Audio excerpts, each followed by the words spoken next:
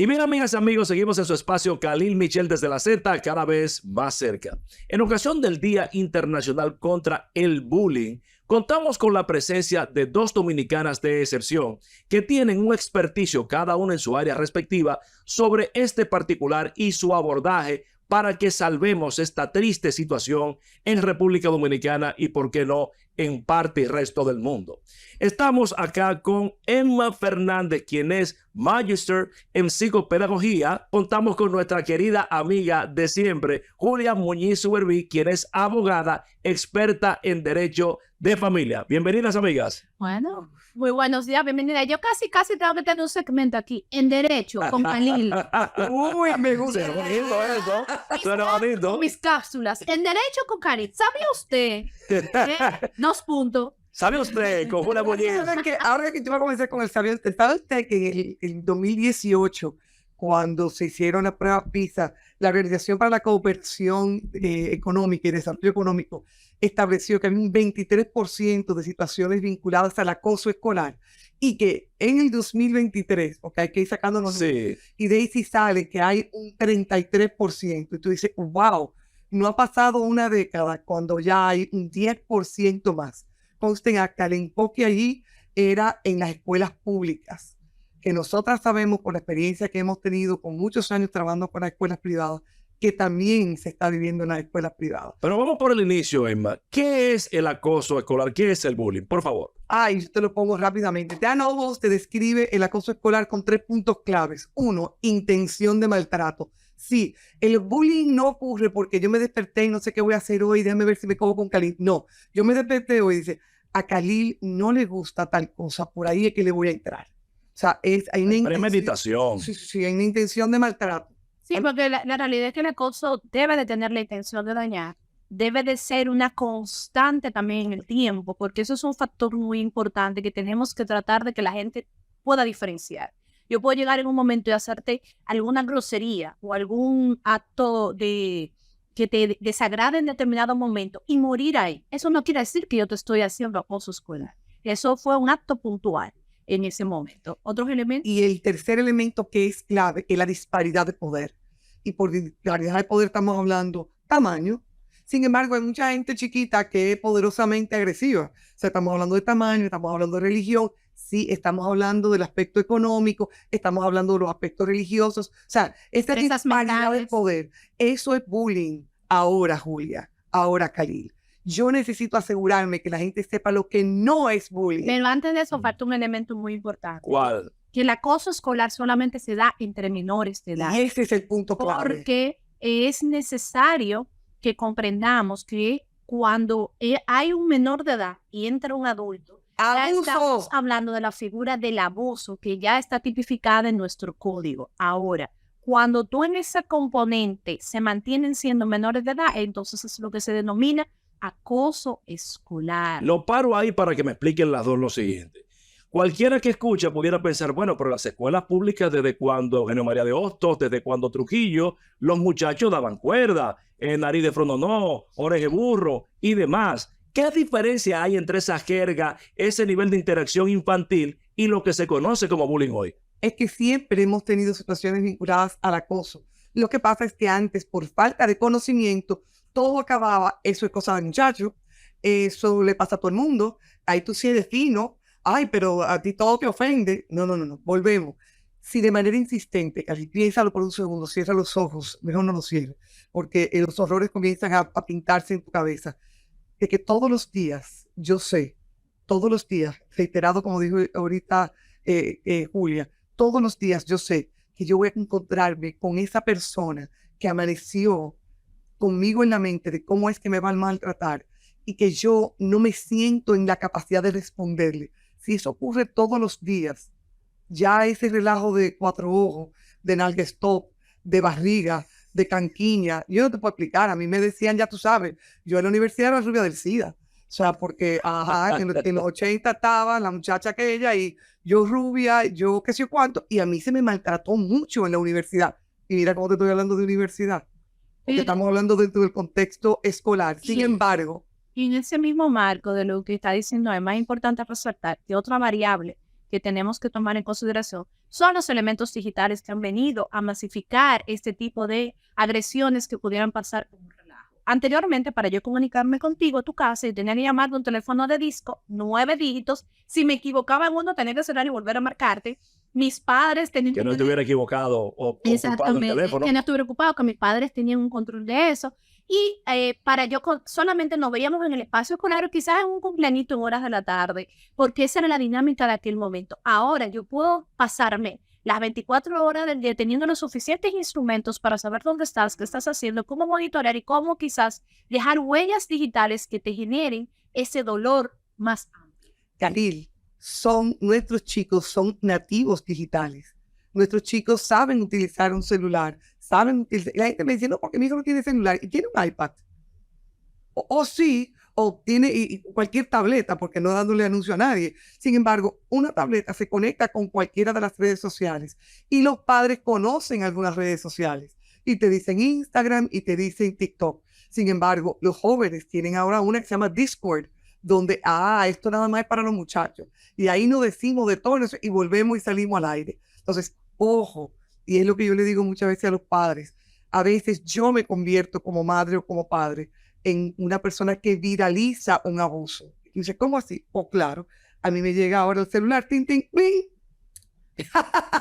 Y déjame yo compartir esto con mi grupo de amigos, con mis grupos de WhatsApp. Y no sé si esa fotografía, que a lo mejor fue mía, o a lo mejor fue de tuya, o a lo mejor fue de Julia, la sacan de contexto, hacen un meme o un video, y lo sacan de contexto, lo caricaturizan, le ponen música, le ponen sonido, y claro que es gracioso en un momento. Por eso, cuando se habla de bullying, hay 3 elementos, o 3... Pero antes de tú entrar en esos elementos, que yo sé que Khalil tiene muchas preguntas, quiero aportar, Emma, que va de la mano con lo que tú dices de los padres, también el ejemplo. Sí. Porque nosotros ahora todo lo hablamos delante de los muchachos. Y incluso hasta si sabemos de situaciones de padres que están teniendo un tema de los compañeros de nuestros hijos, lo hablamos delante de ellos. A veces también vemos acciones afectivas de padres con sus hijos y las menospreciamos porque nosotros no las hacemos. Y vamos llevando a nuestros hijos a volverse agresores y a entender que ese otro menor puede ser su vida. Hacemos ahí una pausa, un paréntesis, porque evidentemente esas son las acciones que llevan a los generadores del bullying, pero debemos convenir que el bullying siempre ha existido, lo que ahora se ha expandido y se ha masificado por los instrumentos electrónicos. No. Se ha multiplicado. Sin embargo, el que ha existido y que ha sido en masa, porque cuando estábamos en la escuela, pero el que si tú ibas al equipo de natación en el Centro Olímpico, había gente que te hacía bullying. Sí. O sea, el bullying ha existido en todos los aspectos, que ahora está a 24/7 la posibilidad por lo digital, no es menos cierto. Sin embargo, la fuerza y la potencia, el maltrato del bullying, incluso llevando personas a pensamientos intrusivos que los llevan al suicidio, ha existido. Entonces ahí mismo. Y otro punto. Por favor. La ausencia de padres en el hogar. Porque recuerda que el acoso se fortalece a medida que tú tienes un niño más débil de autoestima, tanto el agresor como la víctima. Anteriormente los padres, por lo menos la madre, estaba más en el lugar, estaba más presente y se trabajaba más en la autoestima de nuestros hijos. Ahora, al tener niños más fortalecidos porque su autoestima la construyen a través de los dispositivos digitales, son más vulnerables. En ese caso, la pregunta sería, ¿cuáles son los efectos para el párvulo, para el niño del bullying y qué elementos incitan a esa creación del agresor? Mira, hay 3 personajes, por eso dije 3 personajes claves que participan en el proceso de bullying. Y tú dices, ¿cómo así? ¿No tenemos la víctima y el victimario? Ajá. Vamos a comenzar con el tercero, que es el espectador. Y tú dices, ¿por qué tú estás comenzando desde afuera? Bueno, porque el espectador con mucha frecuencia podría ser el que pare esta situación que está ocurriendo.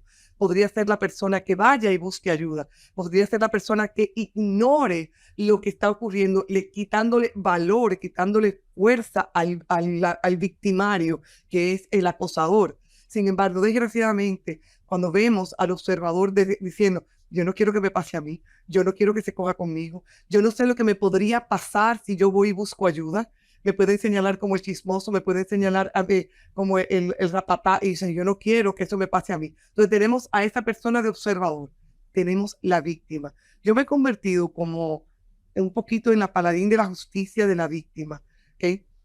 Y aún más del victimario. O sea, entonces, ¿cómo fue? ¿Cómo fue? Sí, la víctima, yo voy a dejar a la víctima con Julia, por un momentico con Julia, y yo me voy a hacer la paladín de la justicia del abusador. Explíqueme eso, Emma Fernández. Mira lo que pasa. Muchas veces el abusador, que es eso, es un abusador, está maltratando, está golpeando, está haciendo sentir a las otras personas un ñame y un plátano sin vestir. Sin embargo, solamente yo veo eso. ¿Qué pasa detrás de esa carátula de falta de empatía? ¿Qué falta detrás de esa persona que no logra conectar con la gente? Para que la gente entienda, Emma, el agresor es ese muchacho en la escuela que hace bullying, que es agresivo, que relaja a todas las muchachitas, que no deja quieto a nadie. El abusador. Sigue.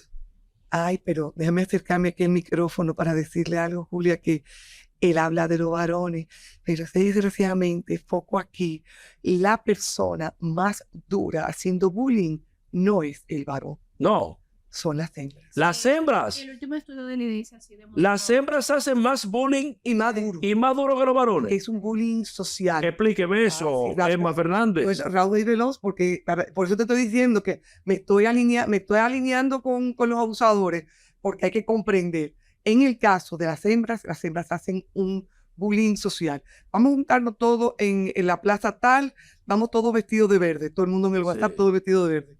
Y dejan a ustedes dos afuera, Sí. hacen otro grupo de WhatsApp, vamos de amarillo. Ay. Y cuando todo el mundo llegue de amarillo, Ella o de verde. los dos ridículos son ustedes que llegaron de verde. Sí, ese que premeditado también. Totalmente. Eso Con es cruel. Totalmente. Las hembras te dicen, si tú eres amigo de Khalil, no eres amiga Me da mía. risa la cara de Khalil, de que él habla de que es cruel y demás.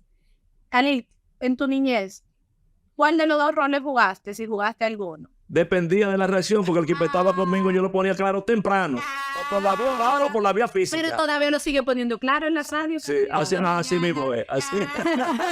Entonces, eso... Lo que pasa, y ahí abro yo el paréntesis, lo que pasa es que, por ejemplo, y ahí coincido con ustedes, el fortalecimiento personal que me dio la imagen de mi papá dentro de mi casa, Ajá. Bolivio Michel Coño, cuando se hacían, temblaba la tierra. Y mi mamá, el amor, la confianza, la comprensión, me dotaron de una seguridad que nadie Ese me la podrá balance reducir que tú nunca. tuviste, a veces los abusadores no lo tienen. A veces Entiendo. los abusadores, ya sean las chicas o los chicos, que los varones tienden a hacer, no me hace la tarea. Y los golpes se dan dentro de la escuela, que me encanta todas las cámaras que hay. Ellos se aprenden todos los puntos ciegos de las cámaras. Ay, Los ay, golpes son ay. en sitios que no se ven. No, y también es importante resaltar que actualmente el fuerte del acoso está siendo ciberacoso. Sí, el más que Sí, físico. Ya mutó. exactamente, ha mutado más por... Pero antes de la mutación, porque no quiero dejar sobre la mesa el tintero, el tema de los efectos en los niños No, o, espérate. o en la víctima. No, vamos a comenzar. Es que yo te estoy diciendo, ella va a defender a la víctima. Yo estoy aquí defendiendo a los abusadores. No, lo que pasa, Emma, perdón que te interrumpa. No, porque estamos aquí. Tengo que esto es un lío. interrumpirla porque ella entiende que tenemos 3 horas para explicar. Permiso. No, foco aquí. Sí. Un momento. Exacto. Es importante que se sepa, el abusador generalmente ha visto situaciones de abuso en su casa. Ok. El abusador generalmente ha visto maltrato en su casa, ya sea dentro de la familia o ya sea situaciones a nivel de la comunidad. Y por ende entiende que esa es la manera de demostrar su poderío y su sensación. Yo soy un ñame y un plátano sin vestir, pero si yo me he visto y digo, El ñame tú. el ñame eres tú, Sí, yo no soy te nada. descubro tu punto débil, tú ni te acerques a mí porque yo voy a asegurarme. O sea, hay que trabajar con los abusadores. Estoy de acuerdo contigo, pero entonces, y el que no tiene esos problemas de ñame sin ropa, la víctima. Vamos Lo a que ver, pasa- ¿qué es el tema? lo que sucede es que tenemos que tomar en consideración tanto la víctima como el agresor vienen de círculos de violencia en su hogar. Entonces, ¿por qué? Porque el que agrede o está siendo víctima de agresión por parte de sus familiares en su casa, y el que es víctima es porque ha visto eso también y lo ve normalizado. Entonces, siempre estos dos escenarios nos exponen a que en ambos hay alguna situación. Entonces, ¿qué sucede? ¿Por qué hay que trabajarlos a los dos? Porque hay que ser justos, porque los dos son menores de edad en proceso de crecimiento y desarrollo. Entonces, hay que apoyarlo. El que está haciendo la agresión lo está haciendo como un reflejo de su mismo malestar. Y el que está siendo víctima, bueno, pues empieza a sentir ese malestar, ese deseo de que no valgo nada, ese proceso de ansiedad, ese proceso de depresión, ese proceso de que yo no quiero ir a la escuela y donde Se generan fobias escolares. donde yo no quiero juntarme con nadie porque a mí nadie me quiere, y al estarlo manejando solo, Entonces se le sale de control, lo ve más grande, ahí podemos llegar hasta el suicidio. Sí. ¿Qué deben hacer los padres cuando se enfrentan a una situación de acoso escolar, de bullying, con uno de sus hijos? 80-20. Explíqueme eso. 80-20. Escuchar en un 80%. Cállese. No esté usted de juez. Tú, yo te he dicho a ti que le dé golpe. No esté usted dándole soluciones porque esa no es la solución a la que va. 80-20. Escuche desde la empatía. O sea, diga, caramba, qué difícil debe ser. O sea, genere que se sienta confiado. Porque si yo estoy agresiva, yo me torno agresiva o me torno ansiosa, mi hijo o mi hija va a decir, no, yo no quiero mortificar a mami. Entonces tú vas a tener y va a tener un problema más serio porque te vas a enterar de la situación cuando estemos en el hospital. Entonces, eso no lo queremos. Ojo, escuchar. Si pasa alguna situación, no se ponga a inventar. Dime quién es. A Khalil. Lo voy a esperar allá afuera. Usted no puede estar esperando a nadie afuera en el parqueo. Usted va a la escuela. El protocolo es ir a la escuela. Mire, mi hijo me está documentando esto y usted habla con la maestra o usted va a la consejería o al área de psicología o a la dirección, dependiendo del tamaño de la escuela. Hágame un par ahí mismo porque usted me está describiendo, querida amiga Emma Fernández, una realidad de clase media, media alta donde hay un colegio. Pero en una escuela pública en Guachupita, en donde la mamá tiene que romper 3 brazos con 5 hijos de 5 hombres diferentes, ¿a qué diablo de psicología va a ir? ¿Cómo va a manejar el bullying? Es que fíjate qué pasa, si no se va al departamento de psicología, ese 33% que vimos en el 2023 va a subir a 40 y a 50 en 2 minutos más. Lo que pasa es que por eso mismo hemos depositado el proyecto de ley, porque hay una carencia legislativa y hay una carencia de Estado para apoyar ante una problemática que todavía la sociedad dominicana no la reconoce. Y me tengo que circunscribir en la sociedad dominicana porque aquí es que vivo, debe de pasar en más países. Nosotros hemos depositado un proyecto de ley a través de la legisladora Zulaya Suárez y el CODES. ¿Por qué?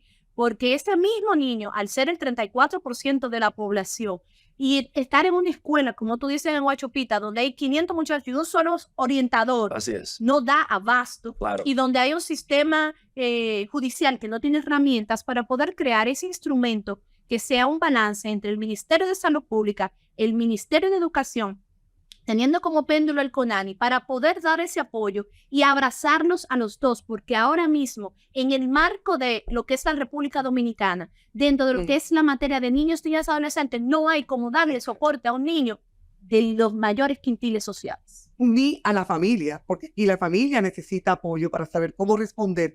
Sin embargo, también necesita apoyo para saber cómo apoyar y aportarle a su hijo, sin meterse en un lío más grande, porque entonces yo te voy a esperar o voy a esperar a tu mamá o a tu papá afuera en la calle y entonces se arma un lío más grande porque lo único que estamos haciendo es violencia engendra violencia.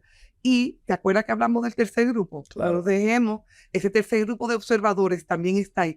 Necesitamos trabajar con los observadores. Necesitamos trabajar con esos que de una manera u otra, cuando no dicen nada, le están diciendo al abusador, dale para allá. Cuando no dicen nada, le están diciendo, yo te apoyo, yo te secundo. Entonces, que por miedo le dan. Señores, el abusador no tiene amigos, tiene seguidores. Ojo, algo importante también, Emma, que hay muchos espectadores con desconocimiento. Sí. Porque como mismo se hace a Emma el señalamiento, todo se entiende que es cosa de muchacho. Y ya nosotros tenemos que entender que desde que usted le entrega un dispositivo, ¿no?, a su hijo, tienen que llevarlo de la mano. Que hay una ley, que es la ley 136-03, que es el Código de Niños, Niñas y Adolescentes, donde uno tiene responsabilidad de sus acciones hasta los 18 años y desde los 13 con connotación penal. Y que usted va de la mano con él. Lo que hacen tus 4 hijos, tú tienes que dar la cara por él. Claro. Tú tienes que apoyarle y acompañarlo. Entonces, nosotros tenemos que acabar de entender que la época de que las cosas son cosas de muchachos, eso pasó. No podemos minimizar nada. Yo tuve un caso recientemente de unos golpes. Menos de 2 minutos pasó eso, porque inmediatamente llegó el equipo. El problema es que el nivel de agresividad y de ira, en el momento en que se da, fue muy amplio. Y luego de que estuvimos en ese proceso llevando, yo recuerdo que conversé con una de las madres, específicamente la madre agresora, y le decía, yo siento que usted no me está entendiendo la magnitud del proceso. Sí, eso pasa. Usted no me está entendiendo que esto puede ser judicializado. Claro. Usted está entendiendo que su hijo tuvo una pelea, que nunca había tenido una pelea, con un amigo que nunca había peleado, y no está entendiendo que eso viene con connotación y que si ese otro menor queda por lesiones, su hijo puede ir a un proceso bastante difícil. Entonces, nosotros aquí en República Dominicana entendemos y tristemente hay demasiada impunidad que también ha dado a entender eso, nuestros muchachos entienden que no les va a pasar absolutamente nada y no podemos continuar. Permíteme preguntarte, Julia Suberví Muñiz, en ese caso como abogada que ejerce la materia de familia, ¿hay alguna tasa estadística que establezca algún nivel de conocimiento en los tribunales del tema del bullying escolar? Mira, no, porque recuerda que en materia de niñez y adolescencia se maneja mucho el marco de la confidencialidad. Esto no nos permite, pues, nosotros tener acceso. Y esa data debería de irla registrando tanto la fiscalía, que puedo... A eso me refiero, pero existe. No, ahí que voy, no la tienen. No la tienen. No la tienen. Entonces, no se va llamando. Nosotros como país tenemos ese déficit muy amplio.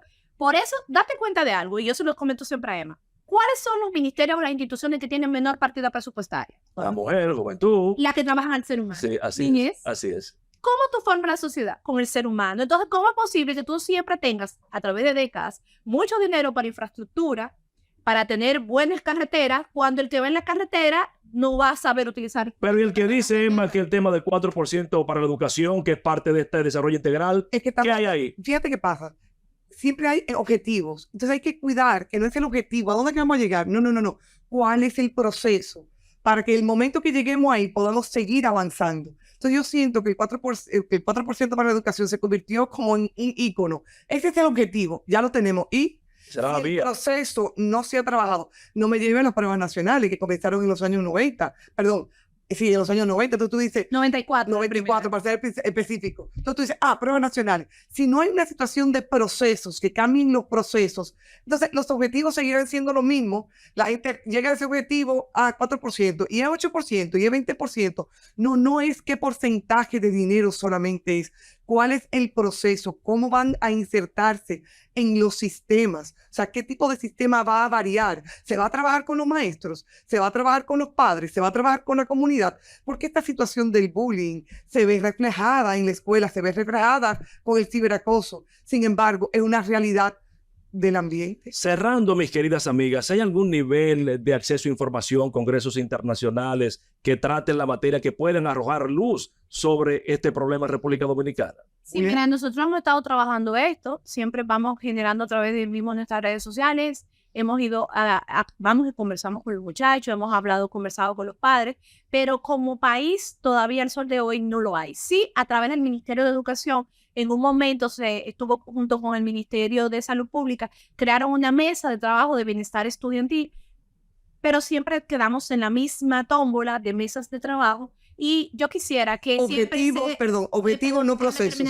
Algo muy importante, y perdóname que no te permitiera terminar la idea, y es que yo quisiera que se entendiera que la niñez, la adolescencia, el ser humano no se trabaja desde un escritorio. Tú me das un lápiz y un papel y yo te hago 20 políticas públicas en 15 minutos. Esto se trabaja desde el terreno. Hay que bajar, hay que trabajar con ellos, hay que tocarlos, hay que sacarlos, porque políticas públicas tenemos. Mano en la masa.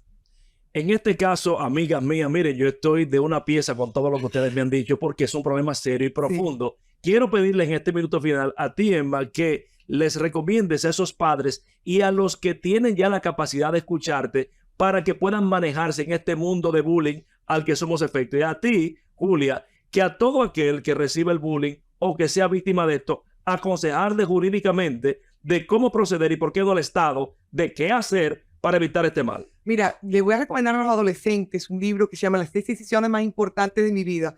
Las 10 decisiones. Las 6 decisiones más importantes de mi vida. Está escrito por Sean Covey y el libro es buenísimo porque permite que tú trabajes desde el yo.